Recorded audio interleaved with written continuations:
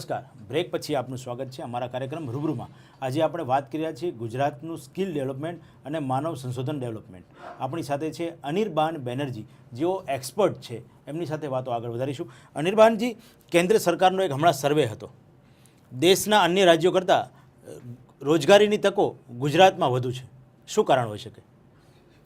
यहाँ पर कुछ स्पेसिफिक चीज़ें मैं आपको बताऊंगा जो इस चीज़ को बेनिफिट और पॉलिसी के टर्म्स में मोदी जी ने खास अपना पर्सनल इंटरेस्ट जब एक लीडरशिप लेवल पे कोई चीज़ पे लिया जाता है तो वो काम होती है। जब लीडरशिप के लेवल पे वो चीज़ पे इंटरेस्ट नहीं होता है वो काम सिंपली नहीं होता है।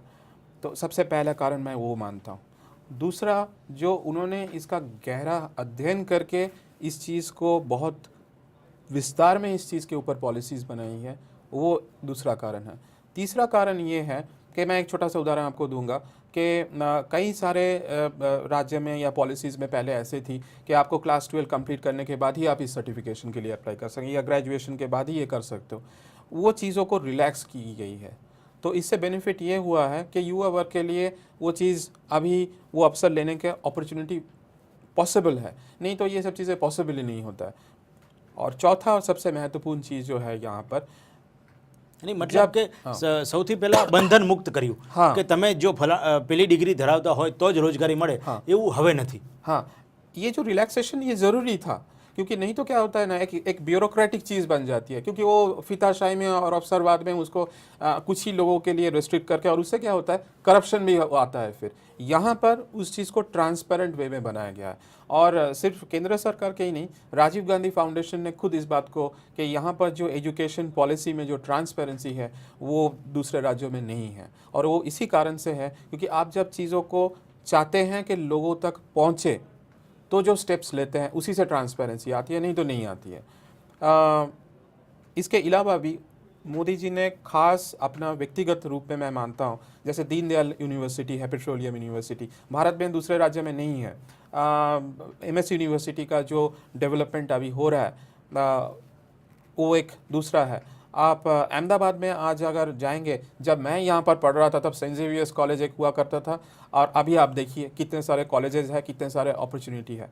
मेरा MBA करने के लिए यहाँ से बाहर मुझे जाना पड़ा था इसलिए क्योंकि यहाँ पर अपॉर्चुनिटी नहीं थी। और आज मैं देखता हूँ कि सबसे अच्छी चीज़ है, जो भी क्लास 11-12 में या कॉलेज में बच्चों के मैं साथ बात करता हूँ तो वो यहाँ पर पढ़ने के लिए उनका पास ऑप्शन अवेलेबल है।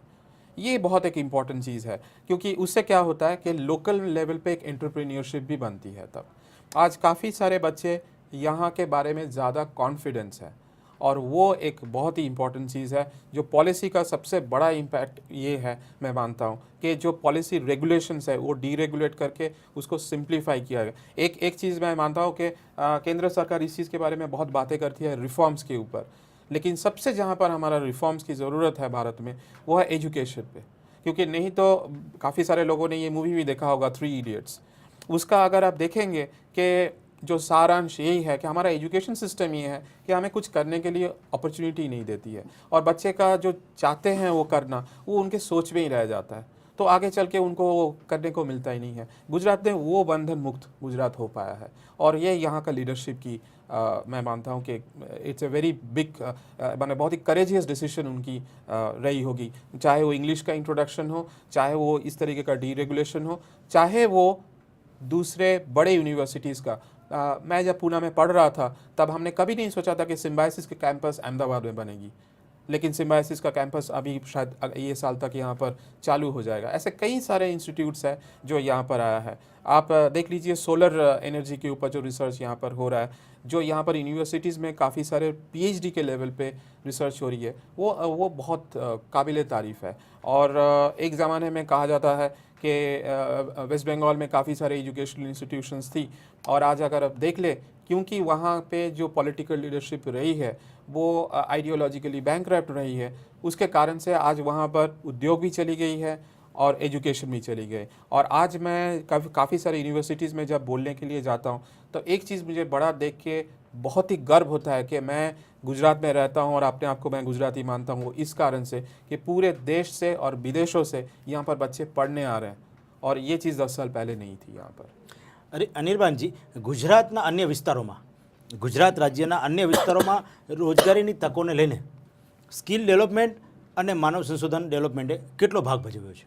2.5 साल पहले मैं मेरे पिताजी के साथ राजकोट गया था और राजकोट में काफ़ी सारे छोटे छोटे इंजीनियरिंग यूनिट्स हैं।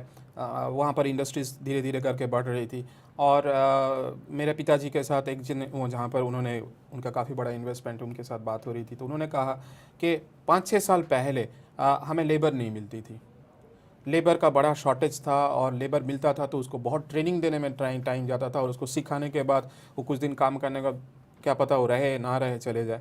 आज वो प्रॉब्लम नहीं है। इसका कारण ये है कि सबसे अच्छा चीज़, आप पॉलिसी के बारे में पूछ रहे थे मुझे, इस पॉलिसी का सबसे अच्छा चीज़ जो है, गुजरात के अलग अलग हिस्सों में अलग अलग तरीके का व्यवसाय है। जैसे सूरत में डायमंड है, राजकोट में इंजीनियरिंग है, अहमदाबाद में अलग अलग फार्मास्यूटिकल है, आईटी एनेबल सर्विसेज है, ऑटोमोटिव सानंद में डेवलप हो रहा है। उस तरीके से बड़ौदा में भी आप ले लीजिए। इन हर एक क्षेत्र के लिए और हर एक इंडस्ट्री के सेगमेंट के लिए, जैसे फार्मास्यूटिकल है, टेलीकम्युनिकेशन है, गुजरात में एक बहुत ही बढ़िया काम हुआ है। आज अगर आप देखेंगे छोटे शहरों में भी बीपीओज बने हैं जो गुजराती लैंग्वेज में टेलीकॉलिंग और इस सब चीज़ों को हैंडल कर रहे हैं। शायद इनको कभी एम्प्लॉयमेंट ही नहीं मिलता उस तरीके का, अगर कोई ये नहीं सोचता कि इस तरीके का स्किल्स या वोकेशनल ट्रेनिंग इनको दी जा सकती है। तो मैं मानता हूँ कि वो बहुत ही इम्पॉर्टेंट है। और आज के तारीख में गुजरात में इंडस्ट्री का फोकस होना सिर्फ इसलिए नहीं है क्योंकि गुजरात में जाना फैशनेबल है, बल्कि इसलिए है कि गुजरात में जाना उन बिजनेसेस के लिए ज़रूरी है क्योंकि उनका बिजनेस ग्रोथ उनको यहाँ दिख रहा है, इसलिए क्योंकि यहाँ पर मानव संसाधन विकास हो रही है। એક જોવા જઈએ તો ભારત દેશમાંથી અન્ય રાજ્યોમાંથી લોકો અલગ અલગ રાજ્યોમાં જતા હોય છે. ગુજરાતના વ્યક્તિઓ ગુજરાતમાં રહીને અને અન્ય રાજ્યોના વ્યક્તિઓને પણ અહીંયા સ્વીકારે છે અને અન્ય રાજ્યોના વ્યક્તિઓ અહીંયા આવે છે. એ શું કારણ હોઈ શકે? 2 साल पहले मेरा एक लेक्चर चल रहा था सिम्बायोसिस में और मैंने ये बात प्रश्न उनको पूछा था, आप में से कितने लोग भारत में रहना चाहेंगे? तो क्लास में जो 100 के करीब बच्चे मेरे लेक्चर सुन रहे थे, उनमें से लगभग 80 लोगों ने हाथ उठाया कि वो देश से विदेश चले जाना चाहेंगे।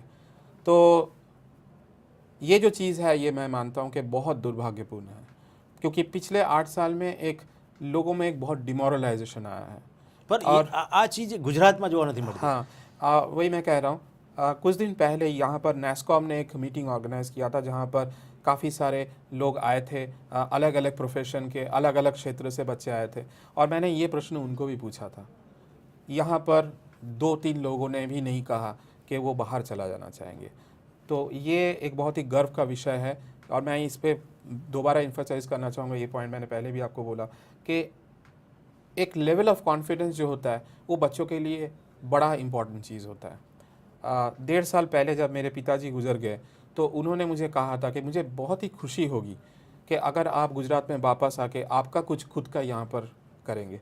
देखिए, मैं बाय बर्थ गुजरात से नहीं हूँ, लेकिन मेरे पिताजी को वो कॉन्फिडेंस था कि मेरा भविष्य इस राज्य में जिस तरीके से सुनिश्चित हो सकता है शायद और दूसरे देश में किसी भी भाग में नहीं हो सकता है। और ये इसलिए क्योंकि यहाँ पर जो एनवायरनमेंट है, जो गुजरात समाज का ओपन माइंडेडनेस है और जो वो एंटरप्राइज को प्रमोट करते हैं, वो बहुत ही इंपॉर्टेंट चीज़ है। और इसी कारण से आप दुनिया में किसी भी देश को ले लीजिए, ये क्वालिटीज़ जो डेवलप करेगी वो आगे बढ़ पाएगी। जो अलग सोचेगी वो बंगाल या क्यूबा की तरह पीछे चली जाएगी। आज क्यों एक समाज पीछे चला जाता है और क्यों एक समाज आगे बढ़ पाता है, वो इसी कारण से है। तो मैं ये मानता हूँ कि ये लीडरशिप जो थिंकिंग लोगों में सोच बना पाती है और लीडरशिप को देख के लोगों में वो कॉन्फिडेंस आती है कि हाँ, ये करेंगे तो हम लोग आगे बढ़ पाएंगे, तभी एक स्टेट में बच्चे इस तरीके से सोच सकते हैं कि नहीं, हम वो रिस्क लेंगे। नहीं तो कोई ये नहीं सोचेगा, भले उसका घर वहाँ हो। और आज के जो दुनिया है, हम लोग एक मोबाइल वर्ल्ड में रहते हैं। और दूसरा एक चीज़ बहुत ही इम्पॉर्टेंट है, इन सब पॉलिसीज़ के वजह से यहाँ के बच्चों को बहुत अच्छा एक्सपोजर मिल रहा है जो शायद काफ़ी लोगों का ध्यान नहीं गया है। और मैं इसको बहुत ही इम्पॉर्टेंट डिफरेंशिएटर मानता हूँ कि आज जिस तरीके का काम, जिस तरीके का अध्ययन यहाँ पर अपॉर्चुनिटीज़ उनके लिए हो रही है, उससे उनका थिंकिंग बहुत ही वाइड होगा। उससे वो लोग आगे चल के बहुत दूसरे लोगों के लिए अवसर बना पाएंगे। तो वो एक बहुत ही इम्पोर्टન્ટ चीज़ है। तो आपનું કહેવું છે કે ગુજરાતના વિકાસને સ્કિલ ડેવલપમેન્ટને લઈને આ વિકાસ 10 વર્ષ પહેલાં આપે જોયો હતો અને આજના વિકાસની અંદર આપ જે કંઈ જોઈ રહ્યા છો એ ગુજરાતના સ્કિલ ડેવલપમેન્ટ અને માનવ સંશોધન ડેવલપમેન્ટને લઈને થયો છે. એની પાછળનો મુખ્ય કારણ શું હોઈ શકે, કોણ હોઈ શકે? देखिए, एक चीज़ मैं और भी मानता हूँ इसके साथ कि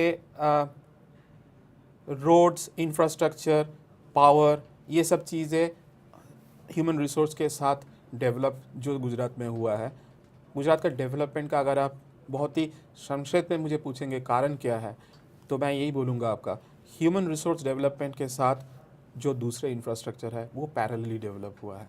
यहाँ पर कोई बड़ा लॉ एंड ऑर्डर प्रॉब्लम नहीं है. आज आप आपके फैमिली के साथ अगर कोई रेस्टोरेंट में जाएंगे तो ये दिक्कत नहीं आएगी कि वहाँ पर मारपीट होकर आपको आपका फैमिली लेके आ जाना होगा. आप कल ही देख लीजिए, दिल्ली में एक रेस्टोरेंट में मारामारी हुआ. आप वेस्ट बंगाल में देख लीजिए, हल्दिया में से एक कंपनी छट के चली गई. महाराष्ट्र में आप देख लीजिए, वहाँ पर बिजली अवेलेबल नहीं है. तो दूसरे राज्य में हर एक का प्रॉब्लम है, लेकिन प्रॉब्लम को एक्नॉलेज करना ज़रूरी होता है, जो गुजरात कर पा रहा है. और मुझे बहुत चिंता का जो मेरे लिए विषय है वो है कि दूसरे लोग इस प्रॉब्लम को मानने के लिए तैयार नहीं है. तो यहाँ के जो डेवलपमेंट है वो इसीलिए है कि प्रॉब्लम है क्या, उसको समझ के उसके ऊपर काम करना ज़रूरी होता है. क्योंकि हर एक वक्त में, हर एक आगे भी 10 साल में, 20 साल के बाद भी इम्प्रूवमेंट का ज़रूर रहेगा कि ऐसा कोई भी चीज़ नहीं है दुनिया में जो परफेक्ट है. लेकिन तभी इम्प्रूवमेंट पॉसिबल है जब उस चीज़ में लोग सोचने के लिए होंगे, उस चीज़ को वो समझ पाएंगे. और ये जो ह्यूमन रिसोर्स डेवलपमेंट यहाँ पर वो हो रहा है, वो लोगों में उस सोच का कैपेबिलिटी बना रही है. उसी लिए गुजरात इतना तरक्की कर रहा है और बाकी सारे लोग जो है पीछे जाते जा रहे हैं दिनों के दिन. અનિર્બાનજી, ગુજરાતની વાત આપણે કરી, ગુજરાતના વિકાસની અંદર જો વાત કરીએ તો ગુજરાતના અન્ય ડિસ્ટ્રિક્ટ, અન્ય પ્રાંતોને લઈને ગુજરાતના વિસ્તારનો વિકાસનું મુખ્ય કારણ શું છે? यहाँ का जो डेवलपमेंट का मुख्य कारण यही है कि हम लोग सभी जानते हैं कि 10 साल पहले आज जिस चीज़ों को लेके यहाँ पर हम लोग डिस्कस कर रहे हैं या बात कर रहे हैं, वो चीज़ें डिस्कस करने के लिए टॉपिक अलग थी. और यही सबसे बड़ा अंतर है कि यहाँ पर लीडरशिप जो है, मोदी जी ने ये जो सोच में बदलाव ये वो ला पाए हैं. और वो सिर्फ इसको कथन में नहीं बल्कि करके दिखाया है. मेरा ये मानना है कि गुजरात का सबसे बड़ा अचीवमेंट ये रहा है कि ह्यूमन रिसोर्स के साथ साथ जो फिज़िकल इंफ्रास्ट्रक्चर है उसको उन्होंने डेवलप किया है. और ये उन्होंने बहुत ही काबिल तारीफ़ रूप में किया है. मुझे याद है 2006 में मैं पूना में रहता था और तब नर्मदा इशू को लेके बहुत गहमा गहमी चल रही थी. लोग चाहते थे कि डैम बने ही नहीं या तो उनकी हाइट इंक्रीज़ नहीं किया जाए. तो उन्होंने तब जो डिटर्मिनेशन दिखाई थी और उन्होंने हर चीज़ में जो डिटर्मिनेशन दिखाया, उसी की वजह से ये सब हो पाया है. नहीं तो वो लीडरशिप, अगर डिटर्मिनेशन नहीं रहता, वो करेज नहीं रहता है, तो वो करना बहुत डिफ़िकल्ट होता है. वो आधा होके रह जाता है और आधे अधूरे काम से स्टेट को या कंट्री को बेनिफिट नहीं मिलता है. રાજ્યના ડેવલપને, રાજ્યના વિકાસને અને દેશના વિકાસને અગર આગળ વધારવો હોય તો સ્કિલ ડેવલપમેન્ટ અને હ્યુમન રિસોર્સ ડેવલપમેન્ટની ખૂબ જરૂર છે. રાજ્યને ખાસ કરીને અનિર્બાનજીનું કહેવું છે કે ગુજરાત રાજ્યને એવું નેતૃત્વ મળ્યું છે જેને લઈને આજે ગુજરાતનો વિકાસ થઈ રહ્યો છે અને સ્કિલ, ગુજરાતની સ્કિલને ખરેખર એક એવી તક મળી રહી છે જેના કારણે આખા રાજ્યની, આખા દેશની અંદર ગુજરાત રાજ્યની ખૂબ જ પ્રશંસા થઈ રહી છે. આપણી સાથે skill development expert, human resource expert Anirban Banerjee આપણી સાથે ખૂબ વાતો કરી. એ બદલ આપનો ખૂબ ખૂબ આભાર आप लोगों को भी અનિર્બાનજી. बहुत बहुत धन्यवाद.